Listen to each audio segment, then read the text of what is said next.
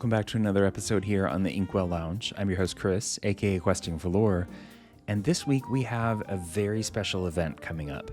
So we have the National Championships here in the US happening at Disneyland coming later this week. It's the 28th through the 30th here of August.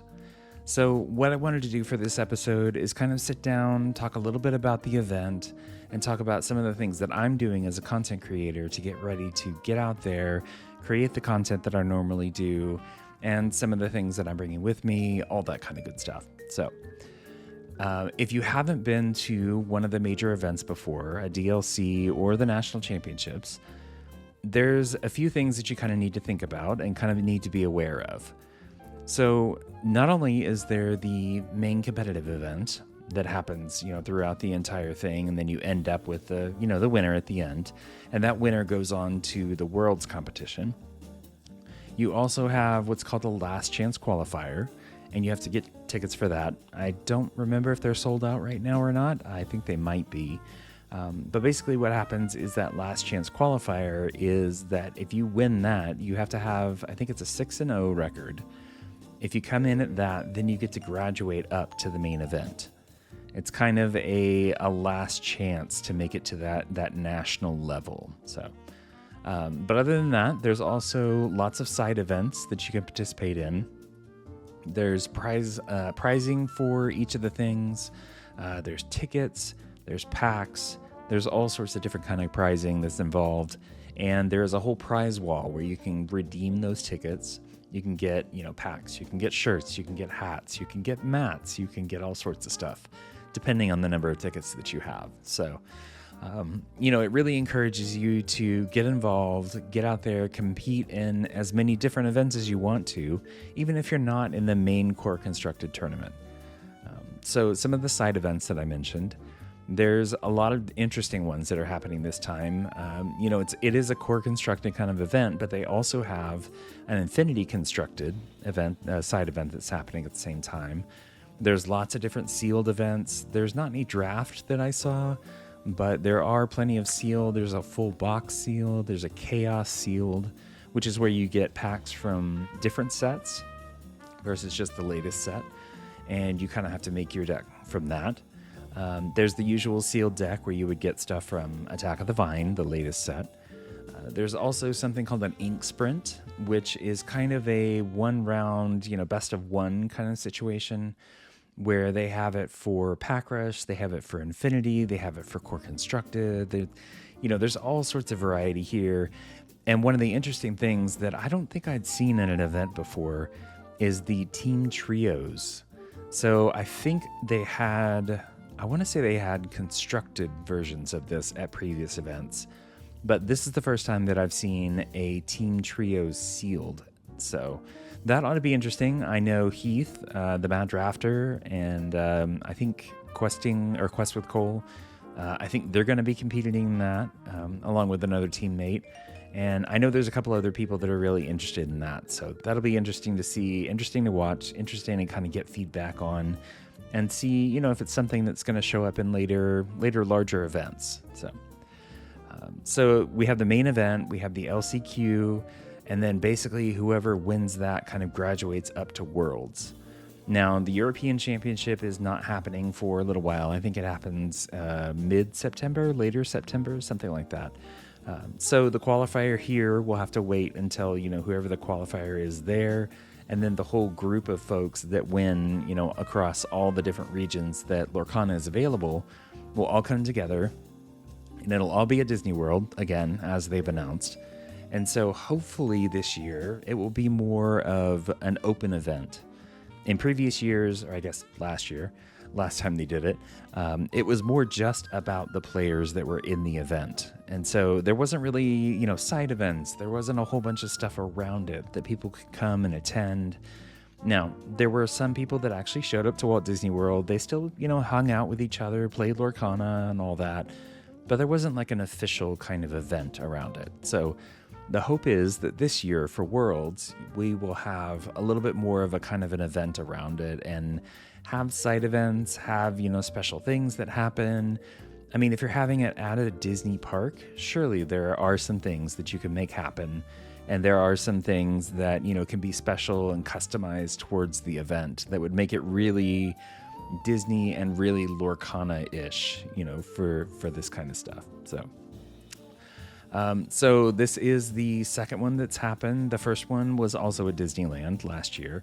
And so, to have it kind of be a recurring event is really cool. I'm glad that they have kept that at kind of a base minimum.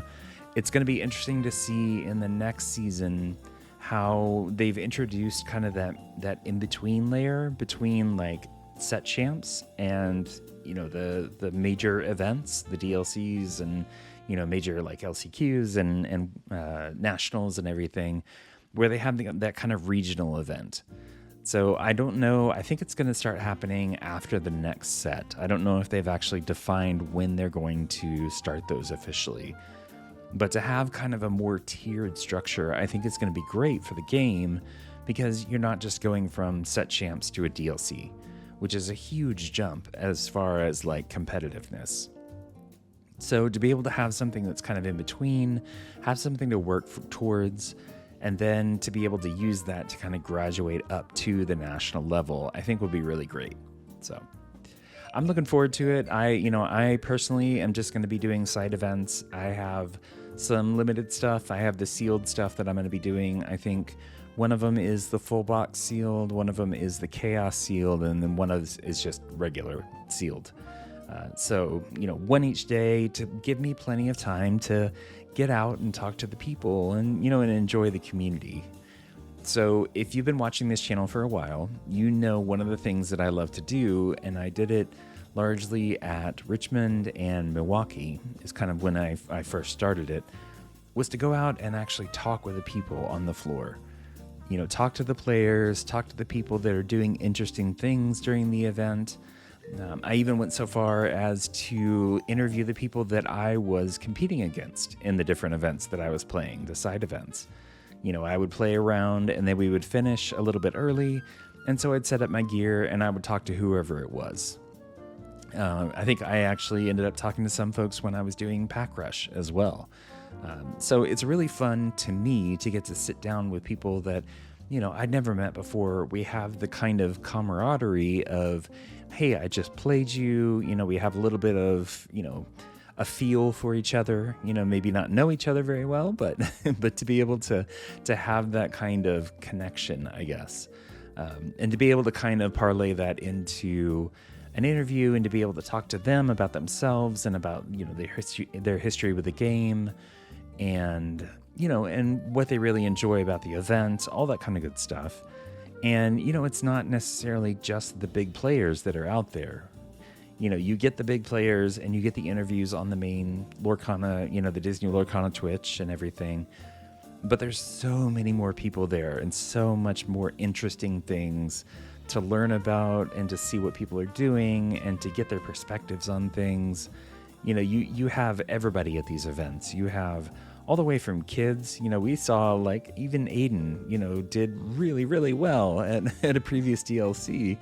All the way up to people that like, you'll have a mom with her kid sitting next to her and, kind of rocking the baby in the stroller while she's playing, to keep it kind of calm. But you got so many different people that are out there and they all have their own perspectives. They all have their own thoughts about the game and about the community. And so that's one of the things I love is to get out there and talk to those people. So what I'm going to be doing is, as usual, sorry, I'm going to be out there among the people, I guess. So I love that when I can sit down and talk to somebody, it leads to like more authentic answers. They're not given like I do for my main events or my main interviews, where I give them a list of questions. I give them a list of topics and say, hey, this is the kind of stuff we might talk about, start thinking about it. But to be able to sit down next to someone or just, hop up beside someone and set up my equipment and say, hey, I got a couple of questions for you. It leads to so much more authentic answers, I feel like, than, having something kind of pre-prepared. And, some people, they don't work as well that way. they need a little bit of time and a little bit of, coaxing to get them to answer, some of these questions. But on the whole, most of the people that I talk to, the questions that I ask are not like super in depth, and they're not, they're more like, how's it going? How's your day been? That kind of stuff. But some of the questions that I ask for the competitive players are a little bit more in depth. I talk about what their toughest matchup has been so far, any spice that they've seen so far, in their rounds. And of course, as the day goes on, those answers get more and more interesting because they played more and more games. So it's always really fun to me to catch a wide variety of people, not just the competitive players, not just the random community people, but, and even sometimes I've talked to people that are like actually manning the event. You have some of the judges that might be off for a round or something. And to be able to sit down and talk to them about how the event is going from their perspective, can be really, really interesting in my opinion. So what I'm going to actually be filming, I'm not going to be like doing the match coverage or anything like that. We have the official player interviews that happen on the main Twitch channel. But what I kind of focus on is, again, that community level floor kind of content, in any kind of side events that I happen to participate in, or any that I'm not participating in and just happen to like spot an interesting game and then talk to the people afterwards. So it's always interesting to get different perspectives. So, the gear that I'm taking is basically the same thing as I've done before. I have my tripod, and I'll make sure and link to the different videos. I think I have 2 different videos where I talk about the different equipment that I'm taking. I have a tripod. I have on that I have a phone mount on it, and I just, put my phone in there. I have some little microphone things that I plug into it. And then I have my 2 little, actually it comes in a set of 4, the little lavalier microphones that I can use, so I can hand off to somebody and have some extra ones. One thing that I got after the last event was that DJI Osmo 3. I've used it for some personal stuff before. I think I've posted a couple of things on like Instagram and TikTok where I used it before. But it's going to be interesting to see. I'm not going to bring the whole gimbal thing that I have before for my phone that clips into it. I think the Osmo is going to be plenty for that kind of stuff, and it's a lot smaller. So it'll make it interesting to see if that makes it easier, and it's less heavier stuff that I have to carry. Because last time the gimbal that I had for my phone, I really didn't use it that much. I used it some at the beginning, and I used it some at the end, and just various parts, taking, random videos, just kind of B-roll kind of stuff. But I didn't really use it so much during the day-to-day kind of interviews. So I think I'm going to leave that one at home this time and just take the DJI and see how that goes. So it'll be interesting to see, how that works and how... because it's only got the one microphone, how it is like moving back and forth, because the other ones that I have multiple, so I can just hand them out to whoever I'm talking to. But and one of the other interesting things, it's totally like a novelty thing that I got, but I thought it would be funny funny, interesting, whatever, to have, is an actual microphone mount where you clip the microphone to it, the DJI microphone or any other one for that matter. And then it has the little fuzzy thing that goes on top, the windscreen that goes on top. So it looks like an actual professional microphone, so you're going back and forth and having people talk into it. And so it'll be interesting to see how well that works. I need to do some testing with that before we get going. I'm down to 2 days-ish before I head out there. So got to get some of that stuff rolling and get some of that stuff tested. So, it'll be interesting to see, how it all works, how it all flows. I imagine it's going to be pretty similar to a DLC, where, you've got the main event, you've got the side events, everybody's kind of wandering around in between and talking. You've got the vendors, you've got, the different matches you can go and watch with the big screen and everything. But, so I'm really looking forward to it. One of the things that I like to do as I'm doing my interviews is actually post them as soon as I possibly can. So a lot of times, because I'm only doing one side event each day, there's a lot of extra time in my day. And so what I'll do is I'll do my recordings. I'll do the on the spot interviews that are maybe 2 minutes, 3 minutes for the longer ones. And then basically edit them right there on my phone using something like VN or CapCut or something to put it all together, have a little intro, little outro, and then the video right there in between. And then I try to keep them posting throughout the day so that it's not just one of those things where I dump all the videos at night and they're all like a big batch, or they're even batched together. It's more of like the on the spot live kind of perspective. So if you want to keep track of those, definitely keep looking at the channel during the next couple of days, mostly during the actual event. Outside of that, I'm just going to be there with family, and we're going to go to Disneyland and kind of hang out and all that. But you can definitely keep an eye out for those videos, the little short videos. I've posted them on this channel in the past, so I'm sure you've seen them if you've been, a viewer of the channel for a while. But the same kind of thing will be happening the rest of this week as well. So keep an eye out for that. If you're interested in the software that I'm using and the technique that I'm using, I can always dig into that a little bit later in a longer video. It's really not super complicated, fortunately. Most of the stuff that I do is just kind of like a little intro, and then I basically drop in the video that I've done, and then do a little outro for it. Try to keep it simple because I am editing on the go, and I'm basically editing on my phone. So it's not like I'm taking a whole computer or anything with me. It's just like sitting down at a table, putting in my earbuds, and trying to edit something and upload it.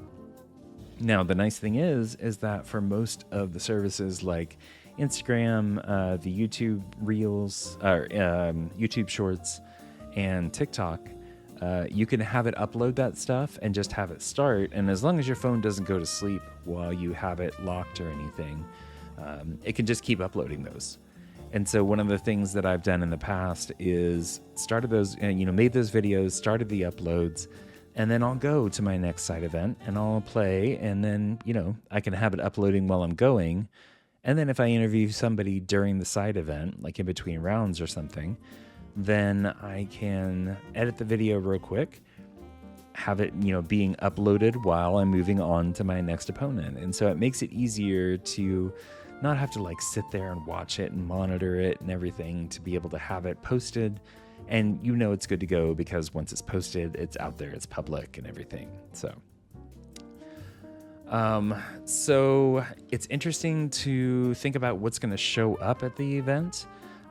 If you missed it before, my just previous episode, I had Mr. Burns on, and we talked through a bunch of the different decks that he thought might show up at either upcoming set champs or in nationals. And so if you haven't gotten a chance to watch that, I highly recommend it. It was a great time. It was so much fun getting to talk with him and to kind of get his perspective as somebody on the competitive side about some of the things that we can expect. So if you haven't watched that, go ahead and watch the full thing if you're interested. I do want to cover just real briefly some of the decks that he mentioned. So there was the Retro Evolution device one with the character replacement. There was the Amber Emerald Control with Circle of Life, Gaston, and Under the Sea. We had the Amber Emerald Eleanor with the Dale in it that allows for you to hit with whatever your willpower is. We had the Amber Amethyst Control. That one had Dumbo and Hades and Demona and a bunch of other stuff in there. Looks interesting, kind of a little complicated to play, but it could be interesting to see if it shows up, something a little bit more higher power than just, the basic kind of decks. So there was also the Ruby Amber Boost with Scrooge. It had Sully and Boo in it. And then it also had Raging Storm there at the end to kind of take care of, if things got too out of control, you could just drop that and wipe the whole thing and be good to go. And then there was the Emerald Steel. That one had, I think that was the one from Kurt Spice, with Mushu, with Eleanor. It had Paradise Falls. It was an interesting deck. I would like to see that one in action, I think. And then, of course, the one that everybody's been talking about, basically Mr. Burns said, don't play this deck, but you've seen it, if you've been paying attention to the Lorcana community, especially on Twitter, it seems to be showing up quite a bit over there. It's a items actions deck with, basically, it's the items Kevin deck. Although most of the ones these days don't actually have Kevin in them. It's just items and actions and stuff kind of all smashed together. And it's interesting because a lot of the decks out there, obviously you're going to be focusing on characters. You're going to be focusing on, trying to get rid of maybe one or two items. But with this, when you see Buzz's arm come down on 2, you know that there's going to be more items, there's going to be more actions and everything that are going to happen. And it's just enough kind of a synergy to where it can actually potentially win games. Like I've seen people that have done really well with this deck. So I'll have to find a version of it and I'll link it in the show notes here. It's fun. I don't know. It's not going to win, nationals or really any DLCs for that matter. But it is fun and it could be interesting. Could be something fun for you to play at Set Champs. So I'm curious if you are going to be in attendance or even watching. I'm curious who you think is going to make it into the top cut here. Do you have any favorites that are potentially, the ones that are going to be cheering on from home? As far as like on the main competitive side, there's so many people and so much work that goes into putting on these events that, to be able to understand how many people are involved it's mind-boggling, honestly, between the facilities people, between the people that are actually, doing the judging, that are running the events, that are running the camera equipment, there's so many different people that could be a part of this. But obviously us as players, we're going to be focused on the players and on the, the people that are trying to make those top cuts and make it to the finals and ultimately take it all. So I'm really curious if y'all know or y'all think of anybody that you think will take the top spot or any favorites, any favorite players, I should say, that you think will really make it and really win it all. So all that being said, I am really looking forward to the event. I'm looking forward to being able to be out there to talk to people. So if you see me, definitely stop and say hi. I'm always happy to meet new folks. I might ask you for an interview if I, if you come up and say hi. But honestly, if I say, hey, would you like to have an interview and you don't want to, say no. I'm good with that. I am not going to be offended, but I get it. Some people don't like to be on camera. So, but yeah, so if you're coming, definitely stop off, say hi. I'm always happy to meet people. And yeah, catch me on the floor. We'll see you at Nationals.